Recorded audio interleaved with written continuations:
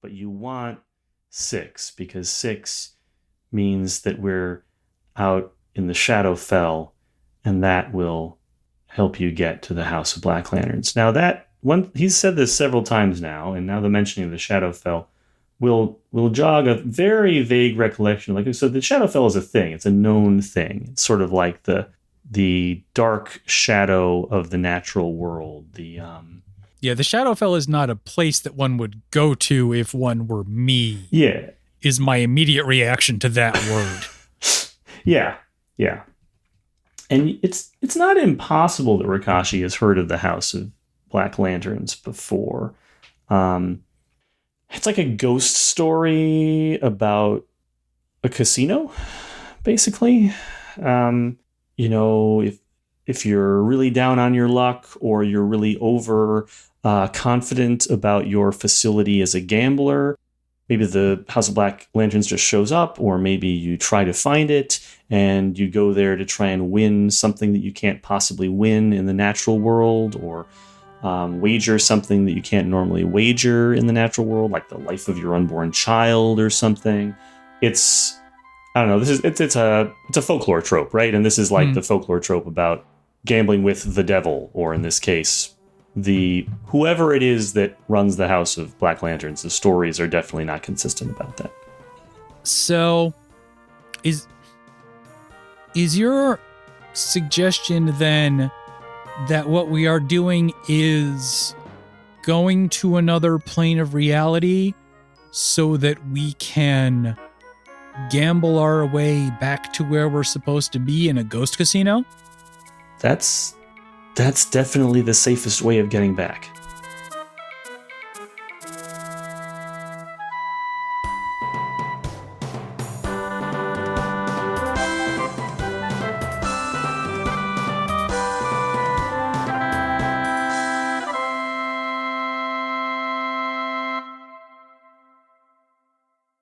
Well, here we are. What to say? So, in a relatively offhanded way, or I guess as offhanded as these things get, I mentioned this location called the House of Black Lanterns, and that sort of captured Vin's imagination, as far as I can tell, and prompted the idea that, wouldn't it be interesting if we did something with that location, like some kind of a side game or something like that. And I realized that it was a location that was important, offers some interesting plot hooks, but has very little canonical information about it, very little about it that I needed to be fixed from the point of view of the main game. And so was potentially a productive area for some collective world building. So tonight we're going to talk about the House of Black Lanterns, talk about what we want it to be, populated with some characters, and also work through what we think a House of Black Lanterns type game would look like. What do we want it to do? Vin has mentioned Fantasy Island, I think, is a potential point of reference, which is fascinating to me, but also probably not something that standard D&D is designed to help you play optimally. So we'll be looking at what are some other mechanisms or structures we can build in order to push us in that direction or whatever direction we want to come up with. That seem understandable to folks? Yep. Yes. Okay. So I mentioned that there's very little canonical information about the House of Black Lanterns. House of Black Lanterns is a canonical location. I think as far as I can tell, it's only mentioned in one place in 4th edition. It's a 4th edition specific idea. And everything that we need to know, I've put in the Slack under parameters here. So this is only slightly less information than there is in the source book that it appears in. And I did change one thing, which is that canonically the Black Lanterns produce a blue light, and I think it's both more interesting and just makes more sense to me if it's violet instead. That's the color I picture when you told me that initially. See, a black lantern should emit purple light. Right, like a black light. Right, exactly. That's what I was going for. And I also this is something that was mentioned when it was first mentioned in game. This whole being a place where you can essentially gamble with the devil, right? Working off of that folkloric trope where either the person who's very desperate or the person who thinks they're the best gambler possible tests their skill against some sort of netherworldly figure in order to win something they can't otherwise get. That's something that it's not out of tune with the canonical location, but I kind of played that up more, so it's more of an element. Do we want to read through the parameter list? Yeah, good idea. So, parameters, there are 7. 1. The House of Black Lanterns is a location in the Shadowfell and of the Shadowfell. Yet, it can be found in many different places in the natural world and across the planes at different times. 2. The House of Black Lanterns is a place of respite and recreation. All manner of entertainment, libation, and public accommodation may be found within. 3. The House of Black Lanterns is cosmopolitan in its appearance and design. It reflects no one culture or society perfectly. 4. The House of Black Lanterns has a large staff, but only ever a single proprietor. Its ownership has changed hands many times. 5. The House of Black Lanterns is called such because its entrances and grounds are decorated with black lanterns, casting a violet light. It has a large bell, which tolls whenever it departs or arrives. 6. The House of Black Lanterns is always connected to a place called Dead Man's Cross by an ashen path. This does not change, even as the rest of the structure moves. 7. Whatever one could need or want, it is possible, with sufficient risk and luck, to gain it at the House of Black Lanterns. Whatever one could fear to lose, it is possible to part with at the House of Black Lanterns. That's the coolest part. So those are the 7 parameters. I think there's some possibility there. And from there, it's up to us to determine what is this place actually like? What does it contain? Thoughts, ideas, proposals, questions? Well, I know that one of the things is that I keep trying to picture like the size of this place. I kind of see it as like this weird, cozy, infinite place where kind of people are always kind of packed. There's not a lot of like empty space, but that you could kind of wander around forever in it. It feels like a place that needs to be able to contain a lot of people, since there's not really, I don't know. It seems like it allows whoever wants to come in to come in. It's not like there's a doorman or a bouncer or something along those lines, right? It's kind of the impression I get from it. Unless you want to play the bouncer. I've been definitely sort of assuming it's one of those places where no matter how well you know it, there are times when the geography doesn't quite line up. Like, there's always a chance you'll find an extra room, an extra door, or that a hallway won't lead you to the place that you think it's going to lead you. Except the bellman always knows where to go. Yeah. Like the staff, I guess the staff in general should probably know exactly where to go at all times, right? Even if it does change or seems like it changes. Or at least at most times. I feel like things can go badly for the staff every now and again. I'm sort of finding myself riffing off of what you're saying here, Jeff, right? The bellman should always know where to go.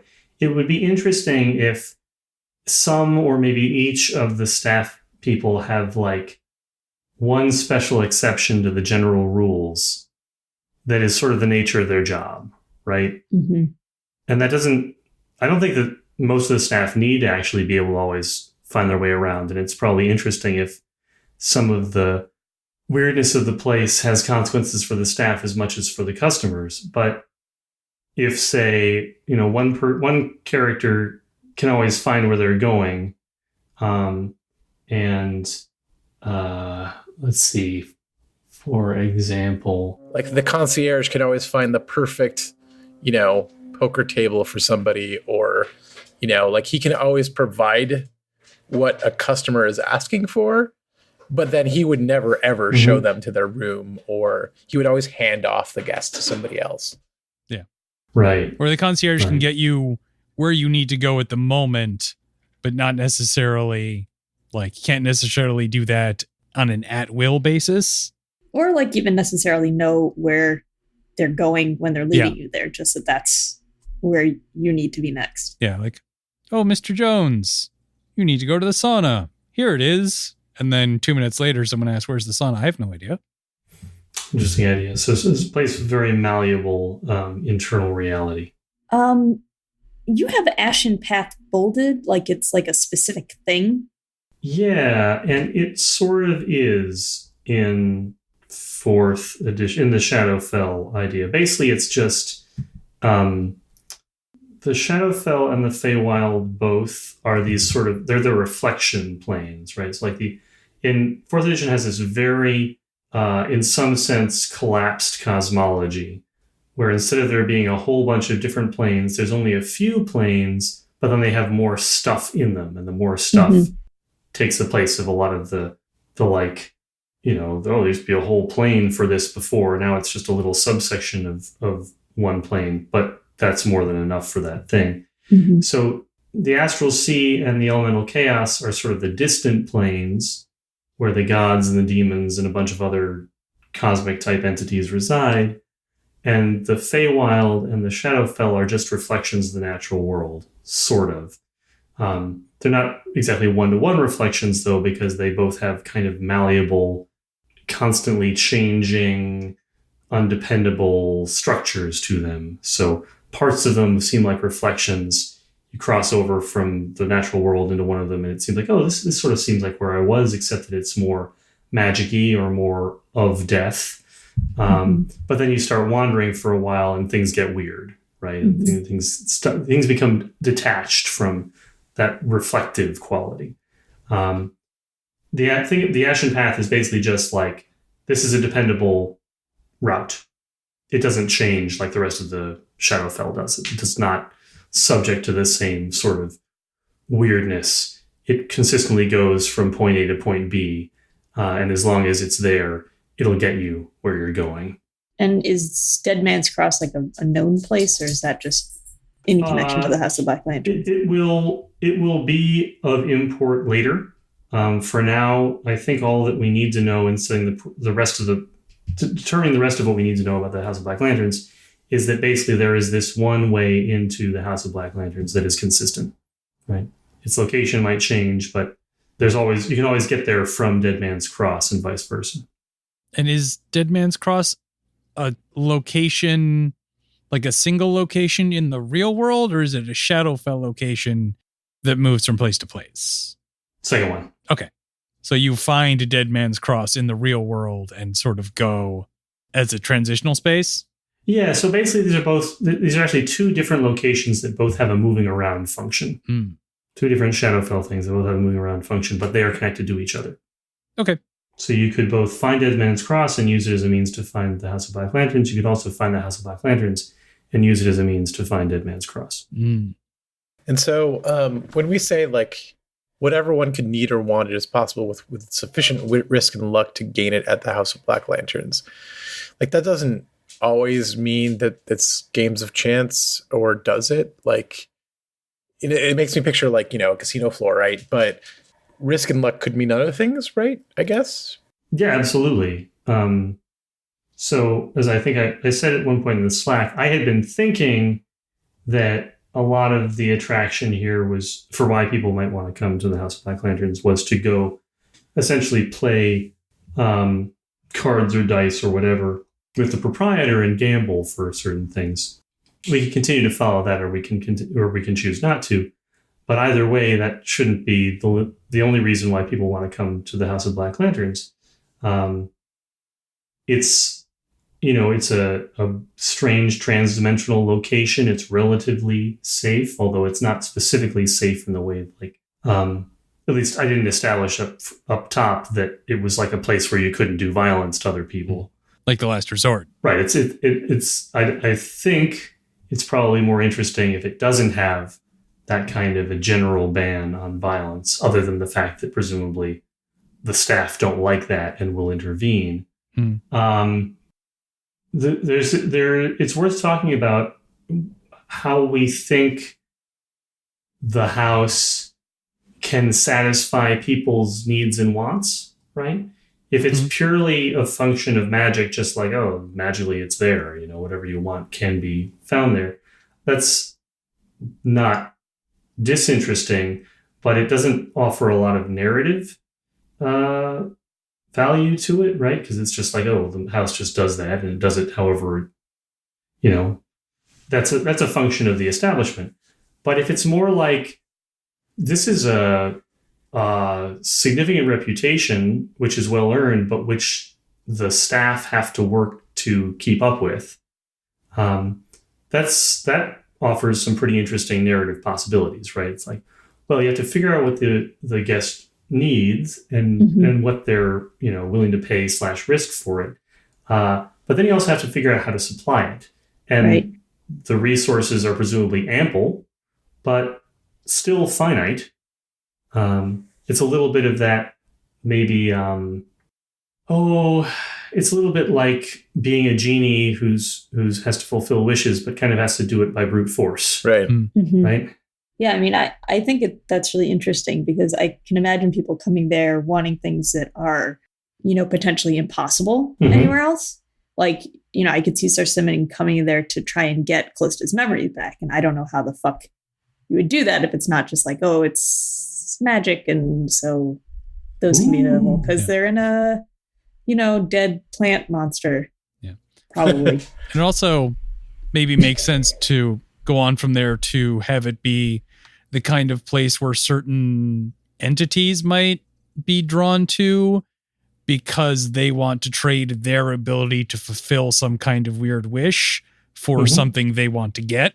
Yeah, and the staff has to kind of like negotiate that. Like, they're sort of the intermediaries. They know what the personalities are. They know what the capabilities of the people who happen to be there at any given time are. Like, I think that's pretty interesting, right? And then, like, I'm guessing that all of these things would have a commiserate cost. So they would have to know, like, okay, the thing that this person is asking is not really possible with the people that we have in here now. So I'd have to go out somewhere and go get it. And so the costs, I could imagine, being kind of like variable based on the situation that they find themselves in.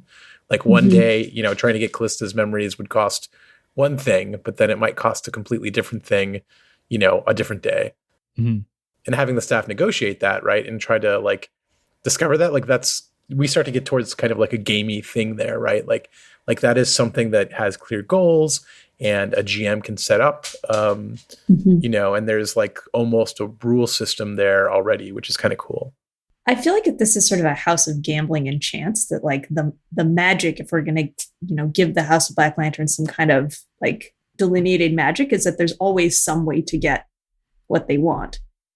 It's just that the staff has to figure out how. But, if we're talking about sort of like manipulation of chance and probability, it's almost, sort of putting together the right, like Rube Goldberg device almost to get whatever it is to fall into place. Where that's taking me is a situation like, all right, person X walks in and they want to resolve their emotional problems with their dead father, right? And that's a problem that needs solving. And then somewhere and in it, with enough work and effort, perhaps someone can figure out that over in a different section of the building, unbeknownst to person X, there's person Y, and person Y has the ghost of their father in a glass jar, right? Just been hanging out there with them, didn't really know, like, so it's a matter of like putting things together, right? Connecting the opportunity with the need. Yeah, and I think that that's always kind of available. Like the need and the completion of the need are always somehow available at the same time. Like you're not going to be able to find the house unless like the thing that you want is there already almost. Right. Yeah, that's cool. I like it. Yeah. So maybe in some sense it can't actually solve every problem, but it wouldn't let you in if it couldn't address yours. Right. Right. Which might be where the bouncer comes in. Mm-hmm. I think there may be also scenarios where like something doesn't quite match up and like, you know, the staff needs to talk to the proprietor and that's a whole nother kettle of fish. Like, oh, we might have to move to fulfill this thing.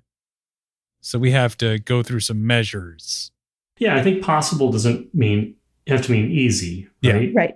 And certainly the nature of the reputation we're talking about here is not that everyone goes away happy. Right. Right. Right, because you could just lose it. Right. You could lose. You could get that classic experience where you get what you wished for, but it's, you know, your fingers got turned to noodles, right? Like it's Yeah, like this place is definitely full of monkey's paws. yeah, exactly. Right. Exactly. Does the house always win? I think the house always comes away with what it wants. That doesn't necessarily mean that the guest loses, Right. but the house always gets what it wants. I feel like the house is Xanatos and gargoyles. You feel like a lot of things are Xanatos and gargoyles. I don't know. I watched a lot of gargoyles.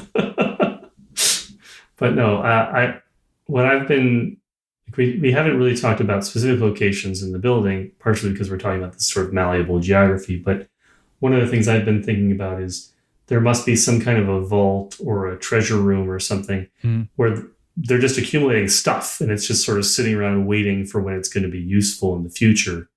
But I gotta feel, my feeling is if this is a magical casino, it should be profitable, right? Mm-hmm. Right. It doesn't mean that no one is ever happy with having been to the House of Black Lanterns, but the establishment should benefit from every transaction at some level.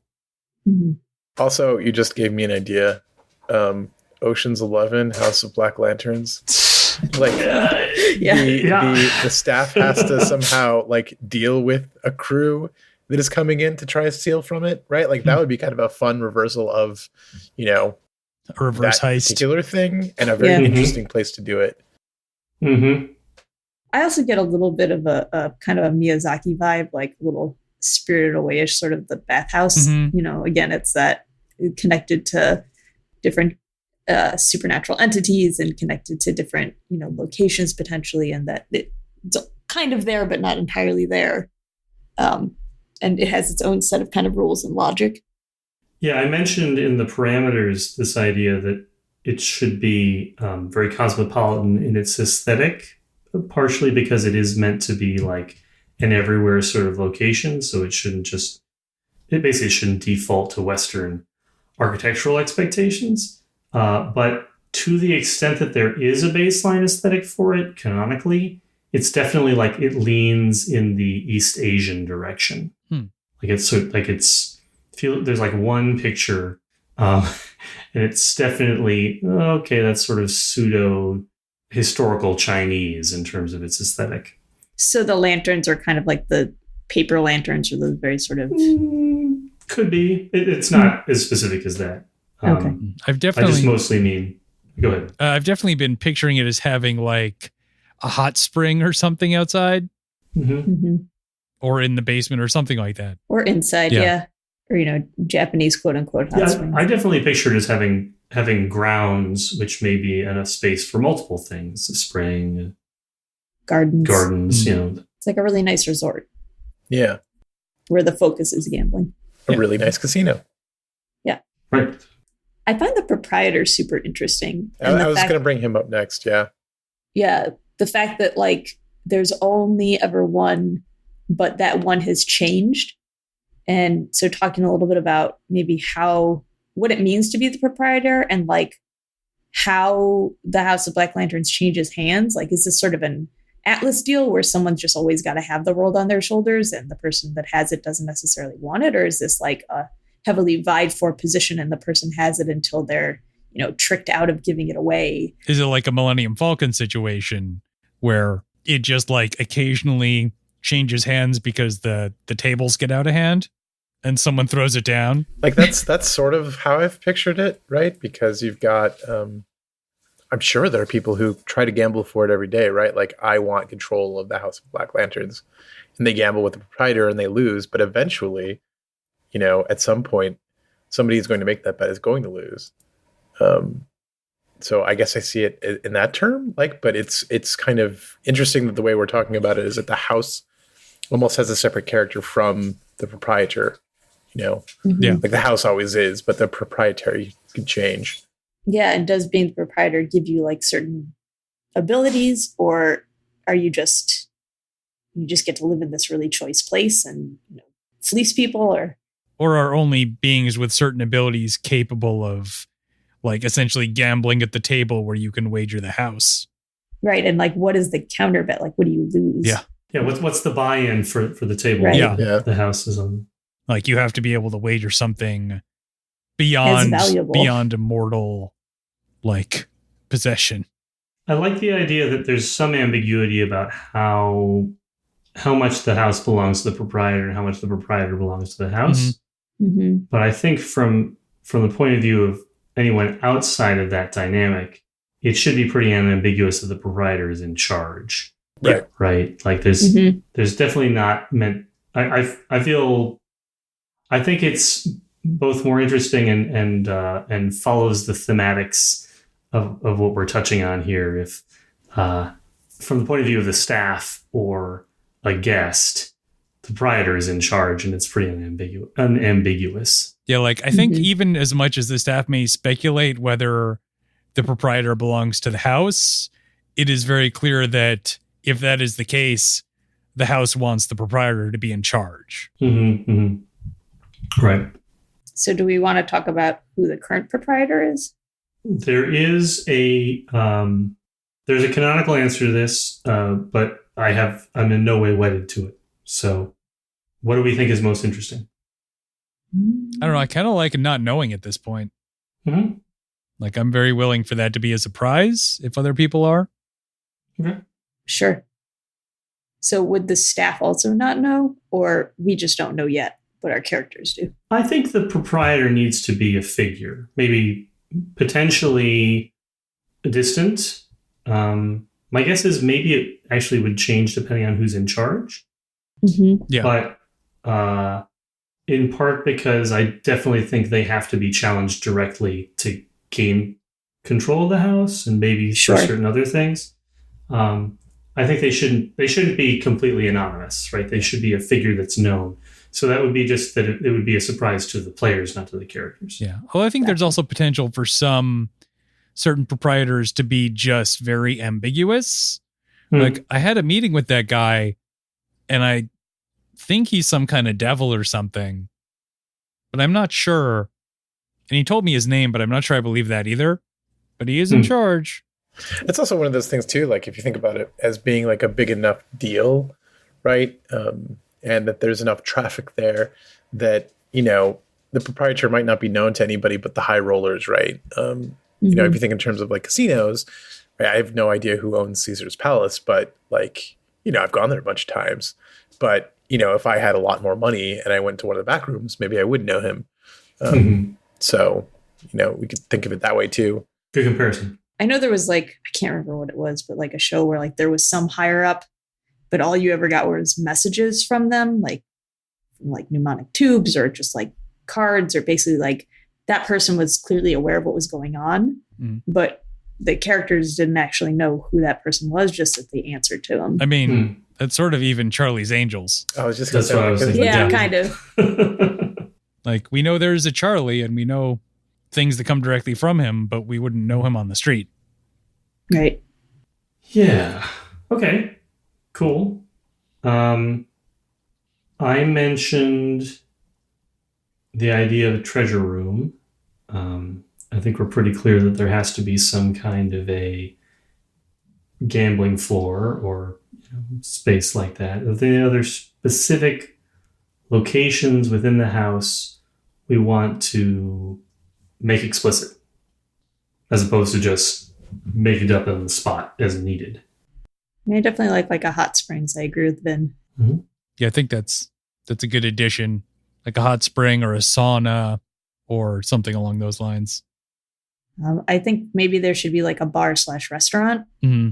I was gonna say, like, I think there should almost be like a couple different tiers of like bar/restaurant, right? Like one for each kind of like tier of person who is coming, like somebody who's coming to spend a lot versus somebody who comes to spend a little, right? Like there's different like environments for them almost. Yeah. Like there's a bar and then there's a lounge. Right. Like Lux would be in the lounge, right? And Sarsimian would probably be in the bar.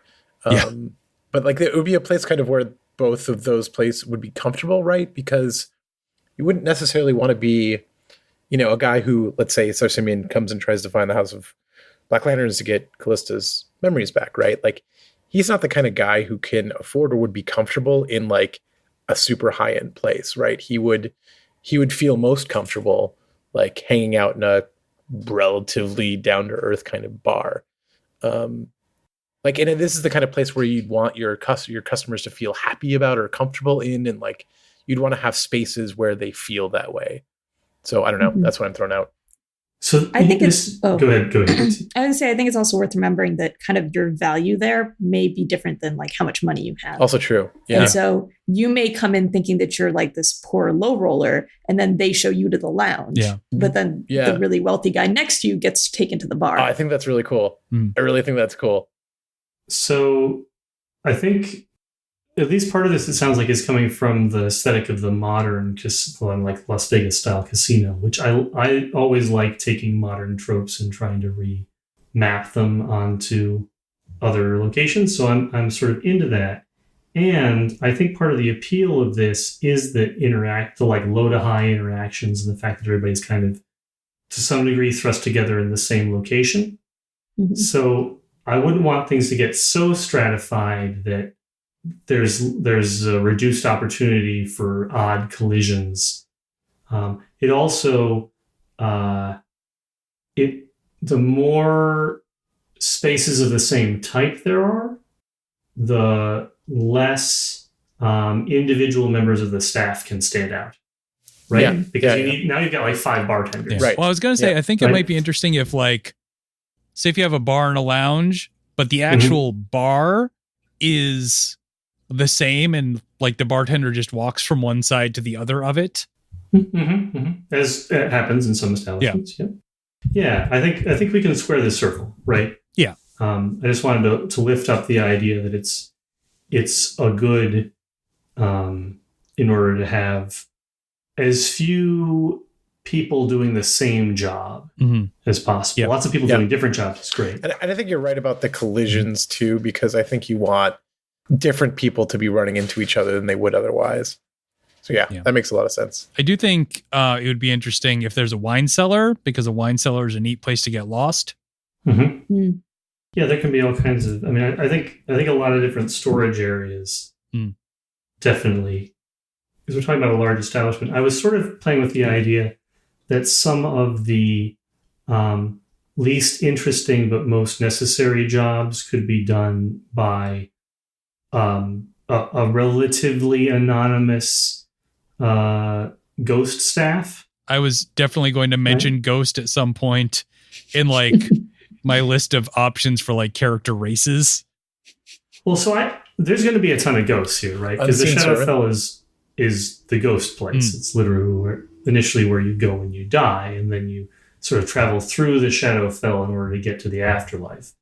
So I figured that a lot of the customers are ghosts, and perhaps there are named staff members that are ghosts too. But I mean sort of a more like it takes a lot of people to run a hotel. And frankly, a lot of those jobs are not interesting. So I think to some degree, I'm liking the idea that there's someone to account for the scut work, basically. Right. Ghost Roombas. Ghost Roombas. There you go. Ghost Doctrons. Ghost Doctrons. How does one become a member of the staff? I think one, in large part, stumbles into it in one strange way or another. Like, I'm picturing the staff as being maybe a mixture of like people who are sort of headhunted for being very good at their job in a regular position, and people who are kind of like lost souls who end up there and just stay. And, people who are pulled out of very weird situations. I think one of the other destinations should be the proprietor's office. Mm-hmm. Oh, yeah. Yep. Yeah, I think that the baseline answer for how do you become a member of the staff is the proprietor hires you, right? But when, why, and how that happens could have a million different answers. And it would probably depend a lot on the position and who the proprietor is at the time.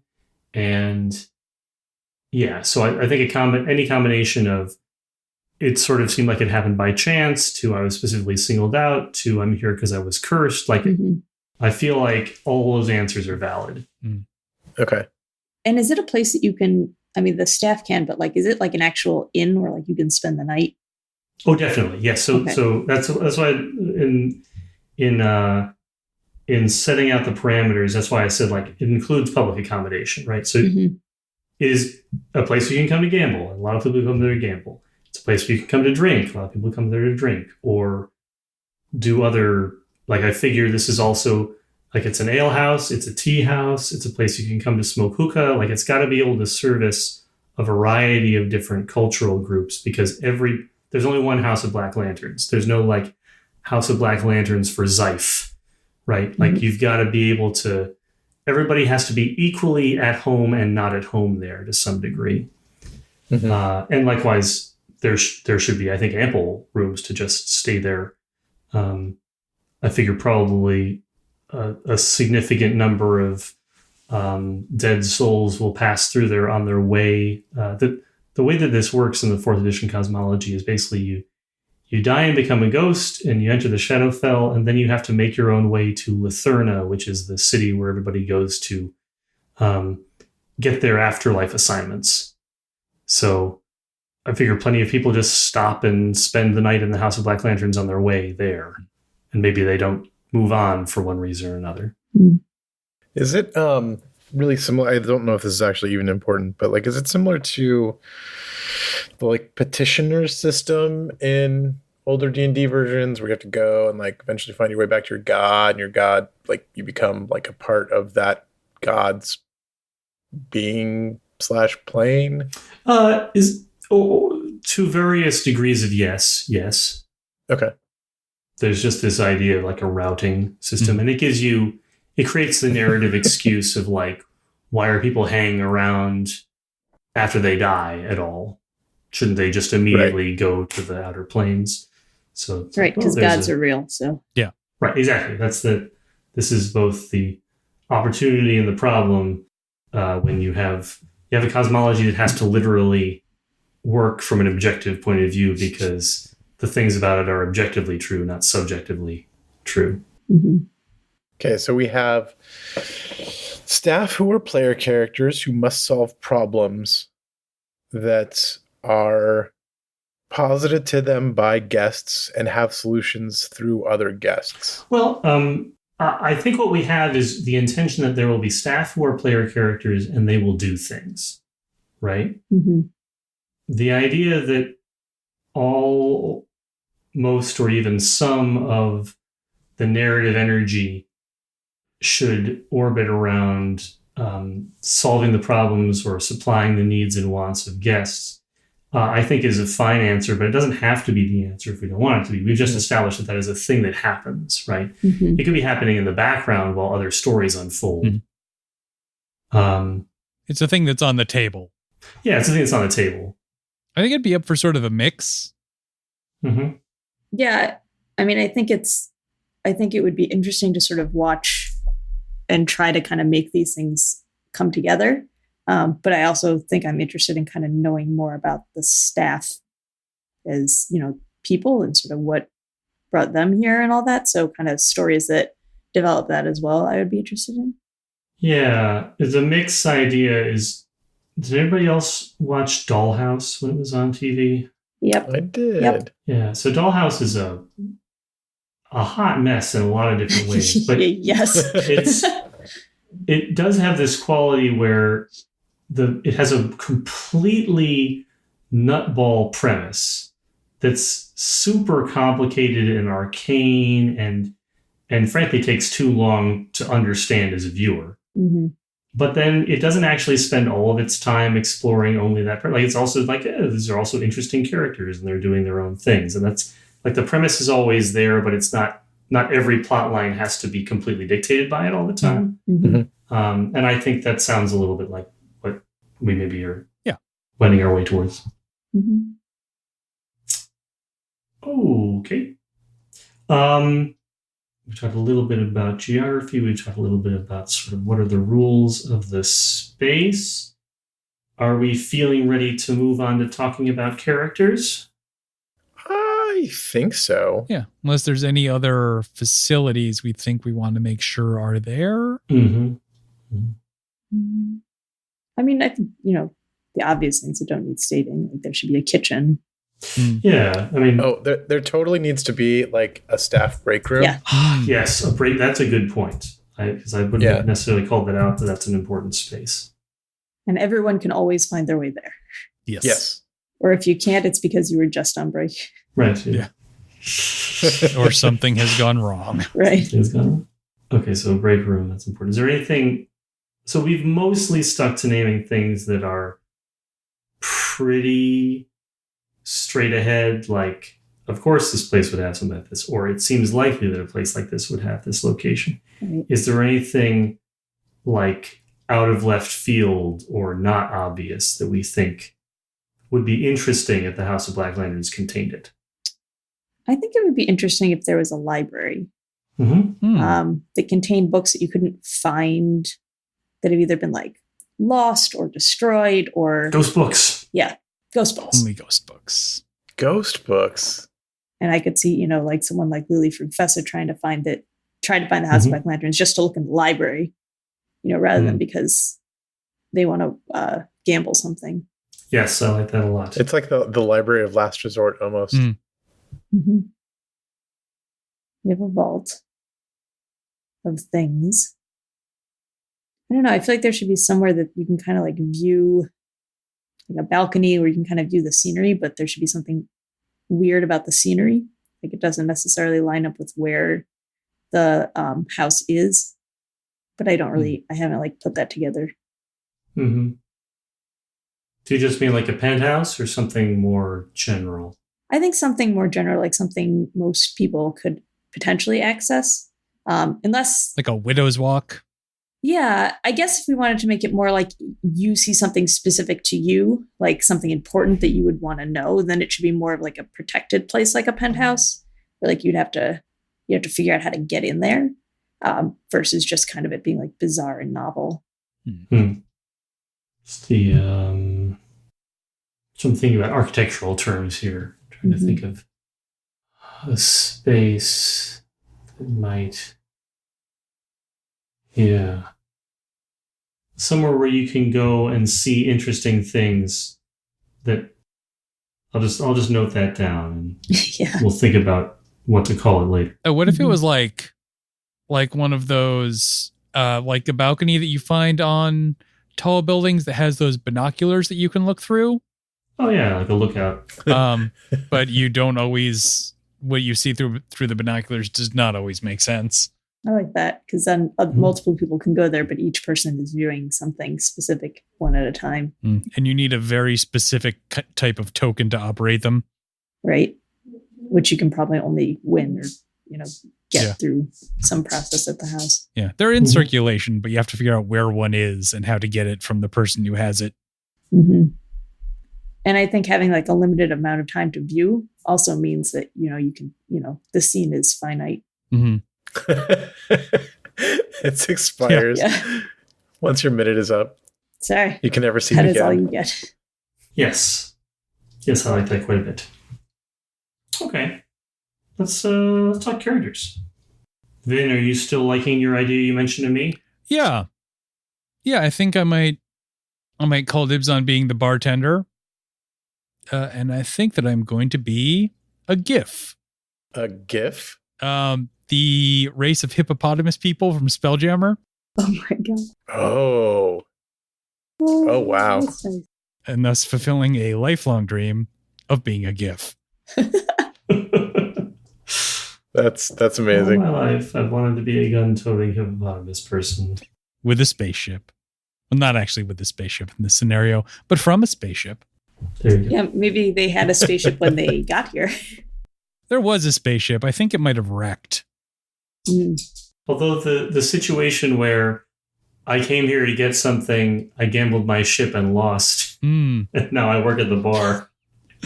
Is an interesting option. It's an interesting option, yes. So what else do we know? What else are you thinking about our GIF bartender? I'm thinking, because the GIF are sort of a, like, widely known as mercenaries, kind of militaristic, and, you know, they have the flavor of, like, old British imperialism. Mm-hmm. Is he going to wear a monocle? I was definitely actually thinking that... I was just thinking that. I'm not the mercenary. I'm the person who works in the galley. So, like, you know, I'm a GIF. I know how to use a gun, but that was not my job. And everybody else goes, "What's a gun?" Right. I mean, even mercenaries need support staff. Yeah. Not everyone can be a mercenary. Yeah, so that's my general thought. Cool.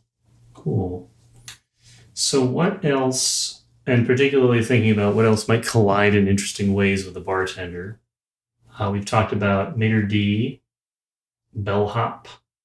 Vin put together a list. It's a good list, Vin, of some potential classes. I appreciated the angle of, let's see, so from Vin's list, we have the concierge, the host, the bartender, the dealer, the barfly, the hustler, the custodian, and the bellhop.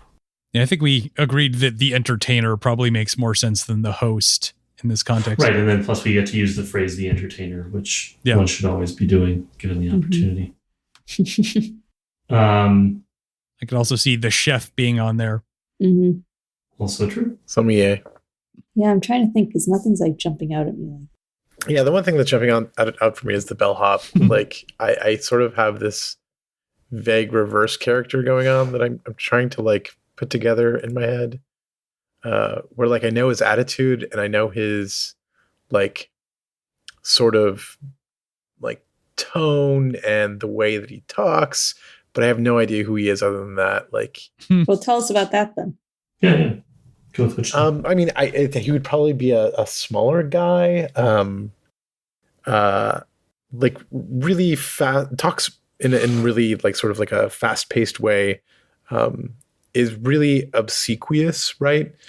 He's kind of almost like the perfect bellhop in terms of his willingness and want to sort of please other people and to do what he needs to do to make them happy. But then he's also kind of doing it to try and move up the ranks. But he doesn't know how. Like, he doesn't have enough skill to really do anything else. And he doesn't know how to, like, get out of the situation he's in. Like, I feel like he's been stuck in time for a really long time. And he doesn't know anymore, like, how to not be a bellhop. Are you thinking that he's possibly a ghost and or a gnome? That's I like when I picture him in my head. That's kind of what I see. Not so much a ghost, but like gnome-ish.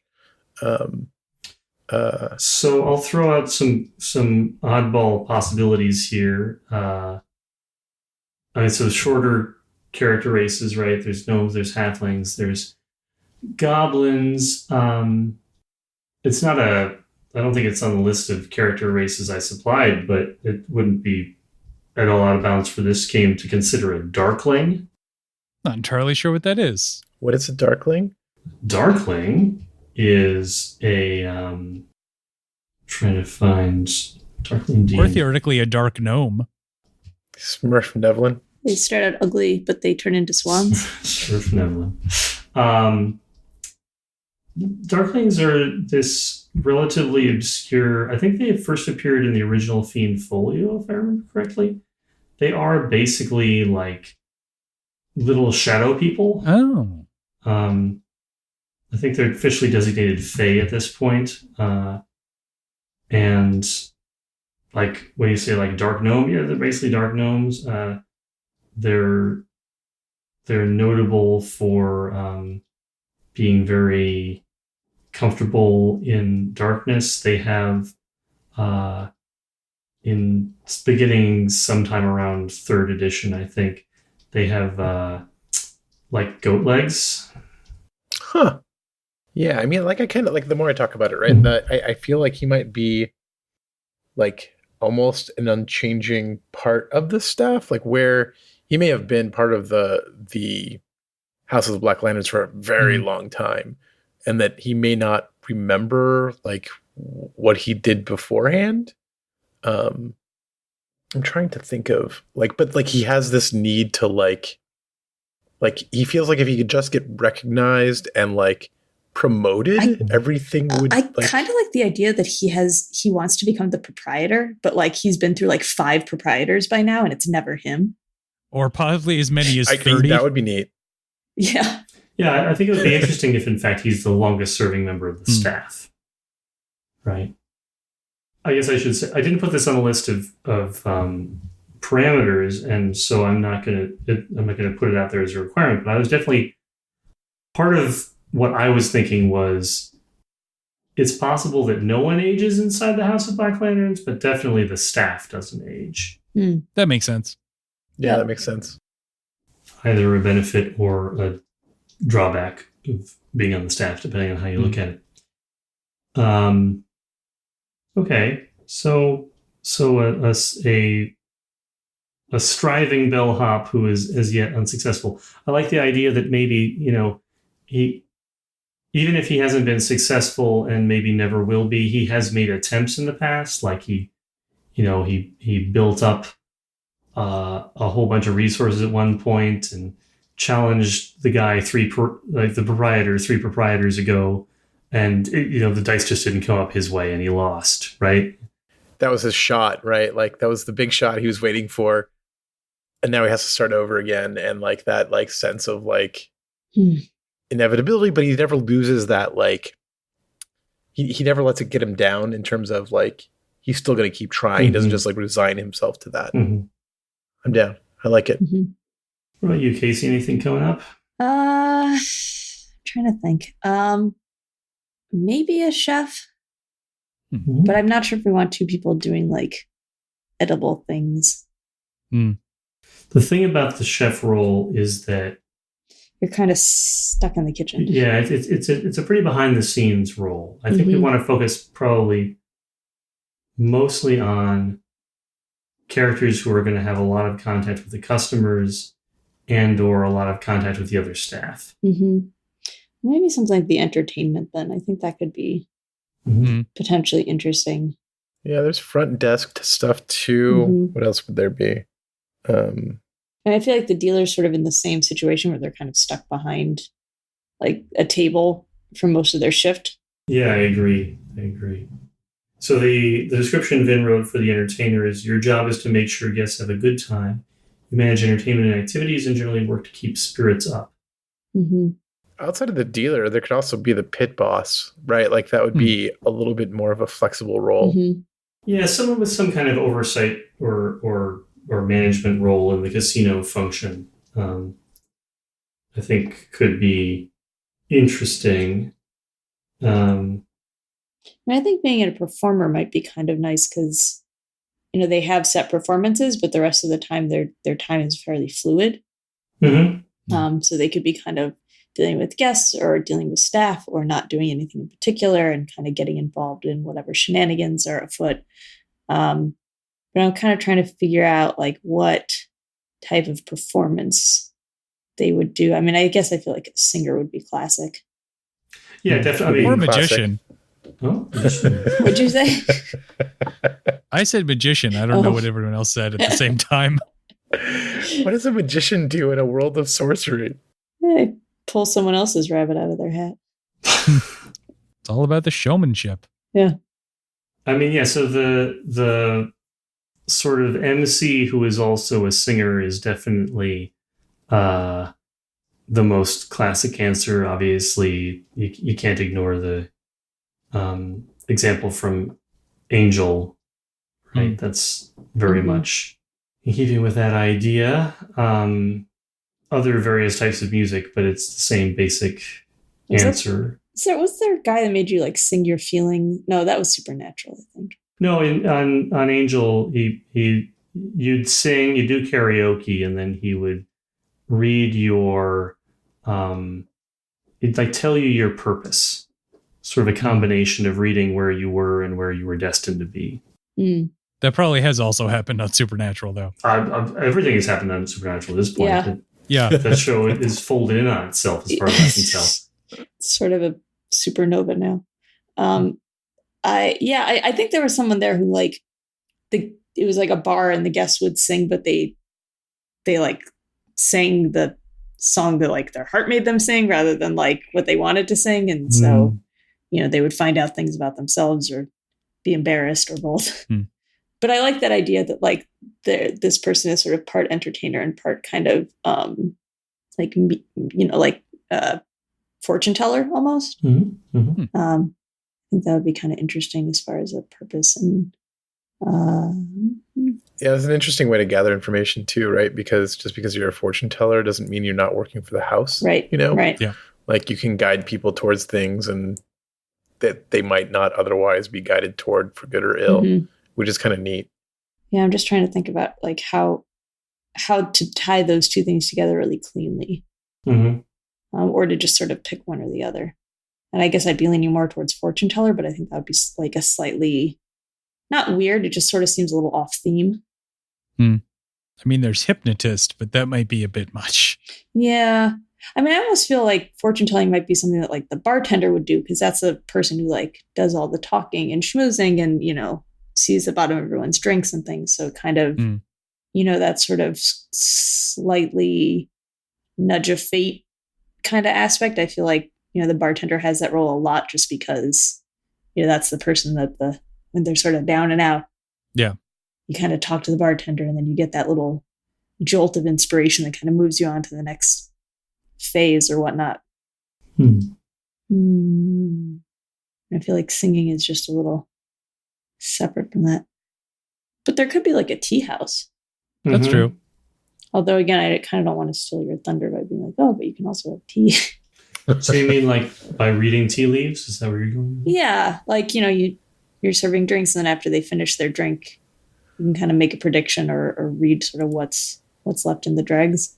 Although that is sort of like, if you think of like the sort of like more old timey all-purpose entertainer, someone who like, gets up and does a couple of numbers and then walks through and schmoozes the audience and does a bit of close-up magic and like. Yeah, I guess this would be the person that like sort of is draped across the top of the piano more than like the person that's up on stage. Yeah. Yeah, I could see that. And I guess if they're also sort of the, like they also orchestrate the rest of the entertainment, then they're not always on as a performer. Sometimes they're just sort of making the rounds to make sure the clientele are enjoying themselves, or is there something they want to see, or. Yeah, they're like the front of the house person, right? They're just going around. Is everybody having a good time? That kind of thing. And so occasionally they take a turn on the stage, but then they hand it back over to whoever's going to perform next. I think that thinking in terms of some kind of fortune telling aspect is good, and I think it's also good to understand that like that's probably going to be an element for all the characters because to some degree all the characters potentially can be involved in the nudging of customers in this direction or that direction. Yeah, I think we all have a bit of the house magic. Or some type of interest, at least at some times, to be involved in whatever the house is doing. Right. And presumably that's part of why they're there, or they're required to be interested. Or being interested presents opportunities, right? Sure. And presumably our bellhop has found angles to work in the past in the course of doing his job and is looking for more in the future. Okay. Very good. Seems like a reasonable start. Yeah. That's pretty good. We've got, I figured this is something we can sort of pick up and put down. So maybe that Josh and or Braden at some point will also come up with characters. I think it's pretty easy for people to drift in and out of something like this, right? It's a big space. it's a big intentionally like non-Euclidean space. So Yeah. can say like, oh, that whole wing just like wasn't involved in this story because literally it was less accessible than usual. Yeah. So I think that's pretty adaptable in that sense. In terms of mechanisms, when we were noodling about the Powered by the Apocalypse type stuff in the Slack, Vin, you proposed a set of 4 stats rather than the standard 5 that I thought were pretty viable. That was fierce, clever, charming, and weird. I think those are all at least somewhat self-explanatory, which is what I like in a stat personally. And I think together are somewhat comprehensive. There's not a lot of big obvious seams like there is in, for instance, the 4th edition skill system. Yeah. There was one thing I was going to suggest, which is that in the various Powered by the Apocalypse games, there were a couple of things I was going to suggest. One, in the various Powered by the Apocalypse games, there's always a few set conditions under which you take experience, right? I don't see these characters as really changing over time. Maybe that's just me. But especially as it's a side game, I don't think we're looking at heavy-duty character evolution. And if we are, it might be a matter of changing more than growing. So my suggestion was to replace take experience with essentially gain a point of inspiration. And then that's your dramatic editing pool. Oh, nice. Yeah. So that the things that would normally give experience, they just give the ability to have more input into the way that the story unfolds. I think that makes sense. And the other thing I was going to suggest is that the default simple world structure has ratings for the relationships between characters. So, I mean, they're very minor ratings because the whole system has minor ratings. Whereas the dungeon world system has bonds which are either exist or don't exist. So they're basically, it's all sets of ones, but you can stack the ones. And I find that personally more interesting because it means you have to get more specific about things. You can't just be like, this is an especially strong relationship. Instead, you're like, well, I relate to this person in this way and then also separately in this other way. And that's why we're so deeply connected. Yeah, I like that. Yeah, me too. I think that'll be helpful in kind of fleshing these guys out. Yeah. So it's worth thinking then about what might the relationship between the entertainer, the bartender, and the bellhop be? What would some interesting dynamics be? The way that it works in Dungeon World, again, there's a relationship, but the bond itself is just how your character perceives or understands or is invested in or resentful of or whatever of the other characters. So a relationship is a two-way thing, but the bond is very specifically me to you. Okay. And you gain experience from the bond, not necessarily by playing it out, but by fulfilling it. So like, it's good to set a bond that's something you can sort of accomplish, because you essentially use it when you change it to something else. Right. Yeah. The bond, it's good to keep the bond specific enough that it can change. And then when it changes, you get experience. So then it's something that you kind of want to resolve between you and this other person? It's less about character motivation and more about the potential for narrative development. Yeah, resolve or play out. Can you give me an example of that? Because I'm having a hard time picturing. Yeah, let me see. Where's my book? Like, what would be a good bond? Yeah, I bet there's a nice list somewhere. Grab my Dungeon World book. So, oh, look at that. Bonds. That's not a good example. Thanks a lot, book. Because that's all. Okay, that makes more sense then. Because it was like, those aren't examples of bonds. I wasn't reading the bonds section. I don't know how I did that. Yeah. Right. So, choose a thought or belief your character holds that ties the two together and an action, something you're going to do about it. So here are some examples. Mouse's quick thinking saved me from the white dragon we faced. I owe her a boon. Right? So I owe her one. When I pay that off, that'll resolve that. Avon proved himself a coward in the dungeons of Gaxatar. He is a dangerous liability to the party and must be watched. So when your opinion changes about that, either because it's borne out or because it improves or whatever, that would be a time when it's resolved, right?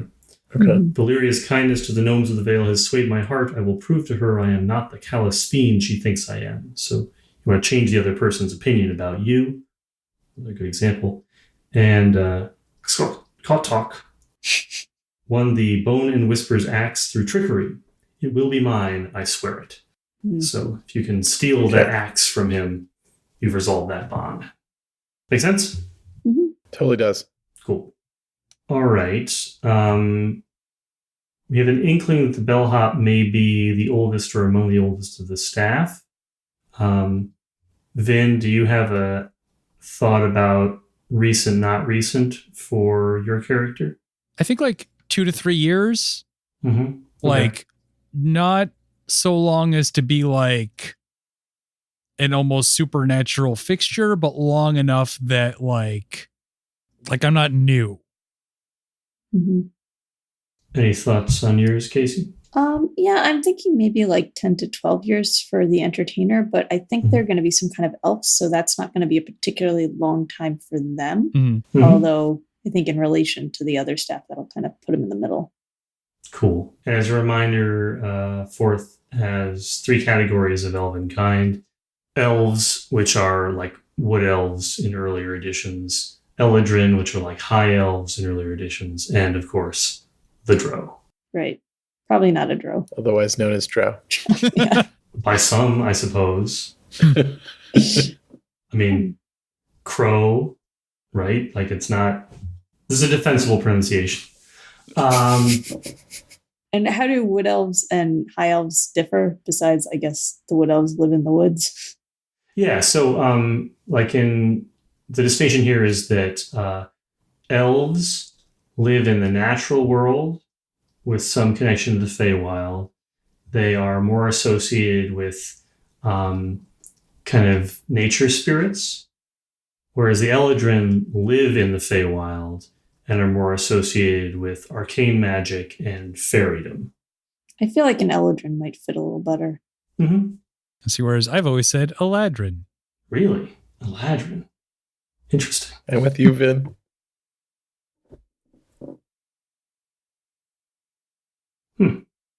Okay. All right. That sounds like we're well on our way. So you want things like names, and there's a set of rules in Simple World for character construction. I mean, like you're just allotting 4 stats. It's not a big. You're not spending a lot of points or anything, so not hard. But we can put that in the Slack and do that. Puzzle out some moves. Yeah. So, yeah, I mean, there's like some basic moves, and we have the advantage of the fact there's all these other apocalypse world, powered by the apocalypse type games that you can steal moves from, which is really helpful. Do you have any?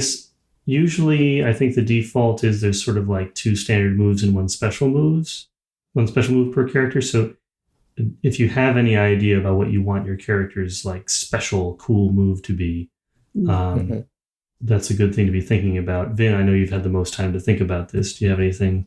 Let's see. Well, you did say that you felt like the bartender should have a move that's called Last Call. That's true. But I have no idea what that does. So I was also thinking of having one about like serving someone a drink that sort of sets them on a mental path of like reverie and reminiscing. And while they're in that sort of state, you can learn a lot about them by like asking them questions, gauging their responses, that kind of thing. Sort of a personal information gathering thing. Yeah, I think that was in your sort of the proto character you mean. Yeah. So that's a thought I have anyway. Cool. Were you always a bartender? I think on ship I was more of an all-purpose food and drink preparation person. I don't think there was nearly as much differentiation. Gotcha. That makes sense. This is a more specialized scenario. But I can function in the kitchen if the chef's sick for a day. Cool. The portions are always really big. For some reason, they're serving whole watermelons again today. Uncut. Yeah. It's just like on the side of a drink, like, a little gin. It's a barrel with the watermelon, like, just sliced open enough that you can put it on the rim. Yeah.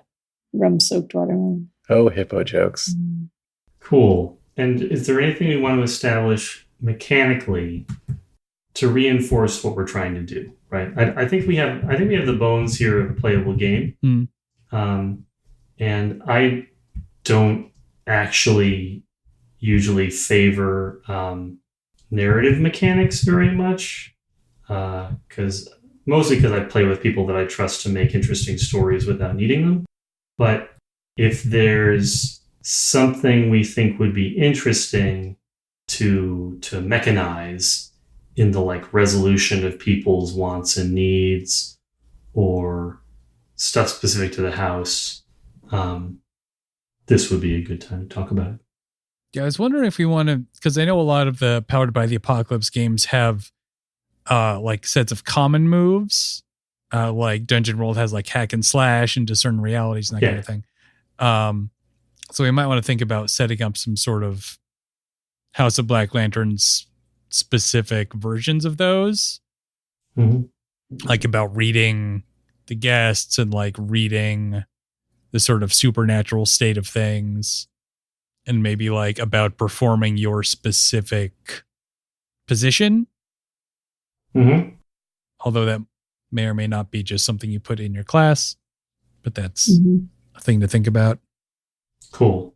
There's something on that tip of my tongue that I'm thinking about mechanizing, but I can't quite figure it out. Like in terms of like gauging how successful we have been at our jobs collectively, right? Like sort of representing the happiness or the state of all of the people in the house. Like, are we doing our jobs or not? Right. Almost like a performance review, but like for the team as a whole. I don't know like where I'd go with that, but it feels like that's something that would differentiate this kind of game from any other kind of narrative game. You know what I mean? Yeah.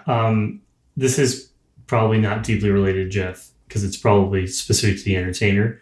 But I just had a flash of that moment in Buckaroo Banzai where he looks out at the crowd and says, "Someone out there isn't having fun." Yeah. But so some kind of, I wonder if there's a way to actually maybe make that not just mechanical, but really manifest in the reality of the game. Like, now I'm thinking about the Hogwarts. Like it's visible, you can see the points of the different houses, right? Mm-hmm. Yeah. There's some kind of way in which there's like a registration of. I mean, we got all those lanterns. That's true. That'll be good for something. So how would that? Is there a way we can bring these ideas together? How would we register relevant information via the lantern? Like, I mean, I guess for me, the first question is like, does the house care if the guests are having a good time, or is it just more interested in like the exchange, right? Like, is it our job to make them happy, or is it our job to get what the house wants? Interesting. Because I feel like knowing if the house is getting what it wants is a harder question to answer. Like you can gauge the room, right? You can be like, are these people having a good time? But the question of like, is the house having a good time might be the thing that you would learn from the lanterns. Oh shit, we're doing something wrong. I don't know what we're doing wrong. Right. We've done the same things we do every night. So I'm disinclined to give a lot of information on the relative satisfaction of the house. Because I think it's supposed to be inscrutable to a large degree. and there should be a lot of possibility for like seemingly bad things turning out well and good things turning out badly. But I could see a situation where there's just a general sense of like the house is unhappy about something, and that just makes people frantic about trying to change things, right? Right. Yeah. It's like maybe like each room has like or not necessarily each room, but like there are lanterns scattered around, and like they maybe dim or brighten with the happiness of the general population in that area. And then if something is very wrong with the house, they change colors. Or go out. In all my time at the House of Black Lanterns, they've never gone out.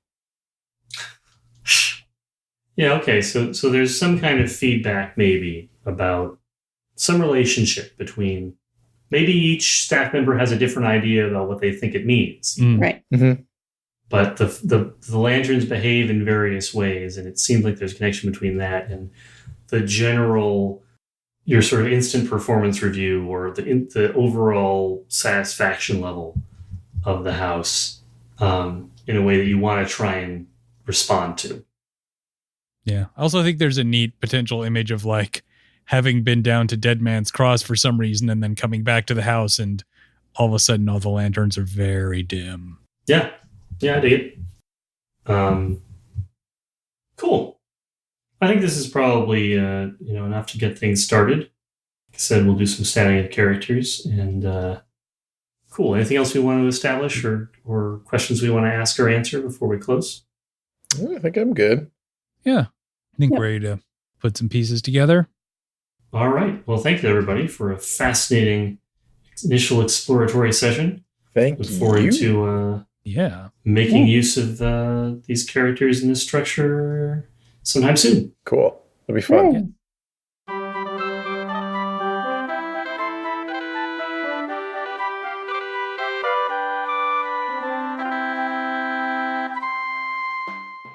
That's it this week for the Chimera. Our theme music is Hoof, Heart, and Hiss by Matt Weber. You can find a link to more of Matt's work and any other music used in this episode in the show notes. You can support the show by going to patreon.com/chimerapod or by leaving us a rating on your favorite podcast app or just by telling a friend. We'll be back with a new episode in 2 weeks, but if you want to see what we're up to in the meantime, you can find us online at thechimera.space or on Twitter or Facebook at chimerapod. Thanks for listening.